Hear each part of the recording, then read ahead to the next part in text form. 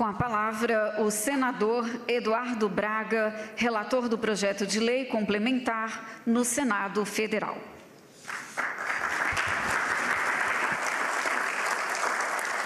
Presidente Lula, nosso querido presidente da República, nosso vice-presidente Geraldo Alckmin, aqui representando não só a indústria brasileira, mas todo o setor produtivo brasileiro, nossa querida Miriam Belchior, representando aqui a Casa Civil. Quero cumprimentar o meu presidente do Senado da República, responsável por ter sido relator tanto da emenda constitucional quanto da regulamentação, o nosso senador Rodrigo Pacheco, que sempre o presidente Lula teve um compromisso de entregar esta reforma tributária ao povo brasileiro e ao governo de Vossa Excelência. Portanto, o meu registro muito especial ao nosso presidente Rodrigo Pacheco. Nosso ministro Fernando Haddad, sem quem nós não teríamos conseguido, presidente, estabelecer o diálogo construtivo que parecia praticamente impossível. E graças ao ministro Fernando Haddad, isto foi possível, pela sua capacidade de compreensão e pela sua capacidade construtiva de propostas para que o Brasil possa voltar a crescer. Quero aqui também, presidente, fazer um registro muito especial ao nosso secretário Bernardo Api e a toda a sua equipe. E ainda há pouco o Bernardo dizia para mim, poxa, eu fiquei tão nervoso que esqueci de agradecer a minha equipe. Eu disse, não te preocupa não, porque eu vou agradecer e o presidente vai agradecer mais ainda, porque eles fizeram um grande trabalho para podermos chegar até aqui. Nosso ministro Alexandre Padilha, que teve paciência para ouvir os líderes tanto da Câmara quanto do Senado ao longo desse percurso. Eu quero também aqui saudar o nosso relator Reginaldo Lopes, quero saudar o nosso novo ministro da Comunicação, quero aqui saudar os ministros de Estado, quero cumprimentar a nossa presidente do PT, minha querida Gleisi Hoffmann, na figura de quem eu quero cumprimentar a todos e a todas. Presidente, o que parecia impossível tornou-se realidade. Porque quando tem democracia e diálogo, o impossível passa a ser possível. E o senhor representa exatamente isso para o povo brasileiro. A democracia, o diálogo e aquilo que é impossível se tornar possível. Ao longo de pelo menos 3 décadas, em um país de dimensões continentais e com tantas desigualdades, ninguém discordava da necessidade de se promover uma reforma tributária capaz de simplificar o verdadeiro manicômio tributário que vivíamos. Ninguém suportava mais. Com impostos em cascatas, o setor produtivo, o povo, o contribuinte, ninguém aguentava mais. No entanto, isso gerava um contencioso jurídico enorme, que o ministro Haddad sabe muito bem o que isso traz de prejuízo para o país. Afugentando investimentos e penalizando todos os contribuintes, especialmente os mais vulneráveis. O Congresso Nacional, com apoio do governo do presidente Lula, começou a mudar essa realidade em 2023, com a aprovação e a promulgação pelo Congresso da Emenda Constitucional 132, a emenda da reforma tributária. Sem essa emenda, nós não estaríamos hoje aqui. Ali foi o primeiro grande passo que construímos no primeiro ano do governo do presidente Lula. Agora, apesar da unanimidade sobre a urgência de mudar o sistema tributário, construir um texto consensual não foi fácil. Estabelecendo o modelo mais viável neste momento para o país, foi uma tarefa muito difícil. Por isso mesmo, quando promulgamos a emenda constitucional 132, fiz questão, presidente, de ressaltar que aquela conquista foi construída a várias mãos.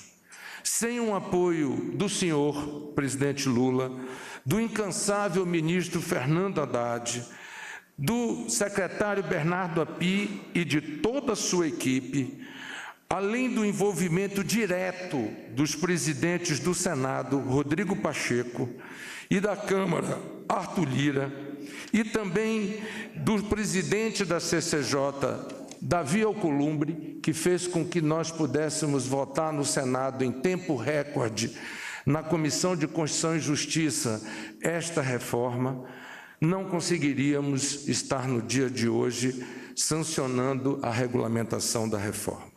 Destaco também a preciosa contribuição do deputado Aguinaldo Ribeiro, relator da emenda constitucional. E, em nome do deputado Reginaldo Lopes, coordenador do grupo de trabalho da Câmara, que relatou a regulamentação da reforma tributária, enalteço o esforço dos deputados Cláudio Cajado, Hildo Rocha, Joaquim Passarinho, Augusto Coutinho, Moses Rodrigues e Luiz Gastão. A todos, muito obrigado e parabéns pelo trabalho. O Legislativo teve a capacidade de ouvir os brasileiros, presidente, coisa que o senhor faz como poucos e ensina a todos nós a todos os dias. Dos mais diversos segmentos do setor produtivo, avaliamos as preocupações e as demandas dos prefeitos e dos governadores das 5 regiões. O presidente Rodrigo Pacheco fez uma sessão temática no plenário do Senado para que todos os governadores de todas as matizes políticas pudessem se expressar a favor ou contra a reforma tributária, apresentando propostas ou apenas criticando, como alguns gostam de fazer. Mas o fato é que ouvimos a todos. Resultado disso é que 2.300 emendas, presidente, foram apresentadas só no texto da regulamentação no Senado da República.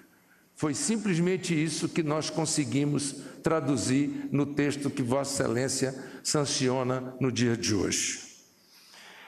Para que essa missão obtivesse sucesso, as comissões de Constituição e Justiça do Senado e de Assuntos Econômicos do Senado, a CAI, realizaram 35 audiências públicas. Ouvimos mais de 200 de lideranças dos setores produtivos. Em meu gabinete, eu e minha assessoria recebemos mais de 800 pessoas discutindo a reforma tributária. Mas não chegaríamos até aqui se não fosse o apoio de todos os parlamentares, senadores e senadoras, e também da consultoria legislativa das 2 casas, que foram incansáveis e nos deram todo o suporte no nosso trabalho. Assim, fomos capazes de construir, aprovar e promulgar a primeira reforma tributária, presidente, em regime democrático. Este país nunca teve antes, em regime democrático, uma reforma tributária, ministro Fernando Haddad, aprovada e regulamentada em regime de liberdade e de democracia. Vossa Excelência é o primeiro a fazer isto no registro histórico do nosso país. O presidente Lula sanciona, portanto, hoje o novo modelo sobre consumo, que é um marco na história do nosso país, como já foi dito. Mais do que simplificação, estamos entregando hoje à sociedade brasileira um sistema tributário mais transparente, que nos oferece maior segurança jurídica e justiça social. Sim, isso mesmo. Quem pode menos, pagará menos imposto. Regressividade em imposto de consumo é difícil. Dizem que é impossível. Novamente, o diálogo, a capacidade de ouvir, a construção democrática provou que isto não era impossível. É possível. A cesta básica o alimento do povo brasileiro, a partir desta reforma tributária, estará 100% isento de imposto sobre consumo. Inclusive as proteínas. Vou repetir. E o sistema cashback garantirá a devolução personalizada do tributo às famílias de baixa renda, inscritas no CAD único, portanto, com critério social claro e definido. Quem ganha até meio salário mínimo de renda per capita familiar por pessoa, inscrito no CAD único, estará apto a receber automaticamente o cashback deste imposto. As devoluções serão calculadas mediante a aplicação de percentual mínimo sobre o valor do tributo na aquisição da botija de gás. Presidente, eu era governador do estado, jovem, e o senhor presidente da República no primeiro mandato. Não sei se o senhor se lembra disso. O senhor me chamou e disse assim: Eduardo, por que tu não zera o ICMS na botija de gás? Eu já senti, Eduardo, o que era não ter dinheiro para ter uma botija de gás e ter que cozinhar num fogareiro a lenha. Presidente, naquela época eu lhe ouvi e eu zerei o ICMS. Agora nós estamos botando o cashback para que a botija de gás, o gás canalizado, seja justo para aqueles que têm menos e que não podem pagar. Água e esgoto, presidente, que é uma das dívidas sociais mais profundas desse país, também estamos fazendo justiça social tributária com cashback. Energia elétrica, de igual modo. E até mesmo para a internet, a telefonia móvel, para a infraestrutura moderna, nós estamos ajudando aqueles que podem menos a pagar menos impostos através do cashback. Por meio de um gigantesco esforço coletivo, desoneramos os bens de capital, que vai permitir modernizar a indústria brasileira, melhorar a nossa competitividade, fazer com que o Brasil seja competitivo e com que o Brasil se prepare para um futuro muito, mas muito promissor para as futuras gerações. Ação vital para a modernização da indústria. Acabamos com a cumulatividade dos impostos e desoneramos as exportações, mas desoneramos instantaneamente, gastas, como disse o Reginaldo, com o PIX do imposto, que é o split payment. Essas medidas impulsionarão o setor produtivo, permitindo o atendimento de novos mercados. Presidente, como representante do Amazonas, não poderia deixar de mencionar o apoio que obtive do senhor, do ministro Fernando Haddad, dos meus pares das duas casas, para assegurar as vantagens comparativas da Zona Franca de Manaus. O senhor uma vez me disse que só criticava a Zona Franca quem não conhecia a Zona Franca de Manaus. E o senhor, mais uma vez, demonstra ao povo do Amazonas o seu carinho, o seu respeito e a sua compreensão. Eu quero dizer que, se não fosse essa definição da manutenção das vantagens comparativas da Zona Franca e também das áreas de livre comércio, instaladas no estado de Roraima, instaladas no estado do Amapá, do Acre, de Rondônia, boa parte dessa população, senhor presidente, estaria destinada à fome e à miséria. Ou, coisa pior, entregue ao narcotráfico e às facções criminosas. Vossa Excelência diz não a essa hipótese e diz sim a um futuro digno de cidadania plena àquele povo. Gratidão não prescreve, presidente. Não tem data de validade. É para sempre. Muito obrigado. O fato é que o projeto idealizado na década de 50 para incentivar o desenvolvimento econômico da região amazônica, atraindo indústrias e integrando o norte ao restante do país, foi muito além disso, presidente. A Zona Franca é hoje o maior projeto de conservação ambiental e preservação da floresta em pé, da Amazônia e do mundo. E isso é graças ao governo brasileiro e ao povo brasileiro e à liderança de Vossa Excelência.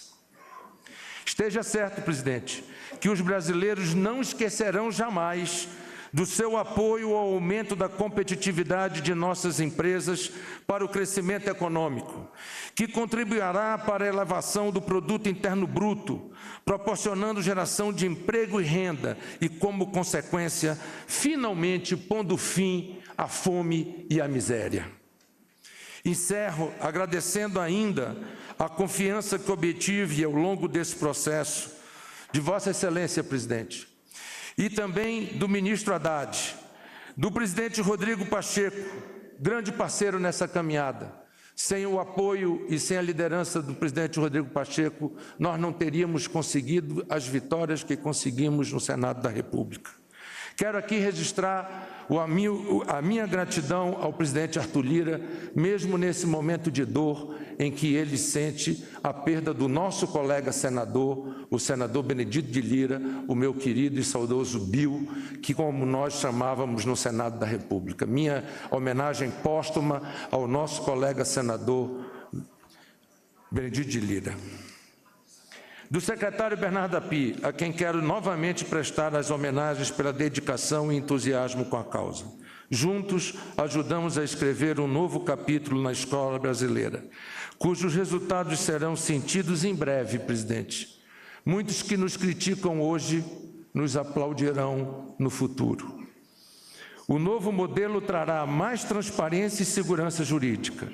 A utilização da tecnologia possibilitará uma reforma que assegure ganhos para o consumidor, para o empreendedor e para o Brasil. Cito como exemplo o split payment, instrumento sem o qual não conseguiríamos avançar nossos objetivos. Minha expectativa é de que a carga tributária brasileira caia ao longo do tempo, com a redução da sonegação e do contencioso jurídico tributário, garantindo mais investimento para o país, mais crescimento, mais emprego, mais renda. Como diria João Baldo Ribeiro, viva o povo brasileiro! Muito obrigado.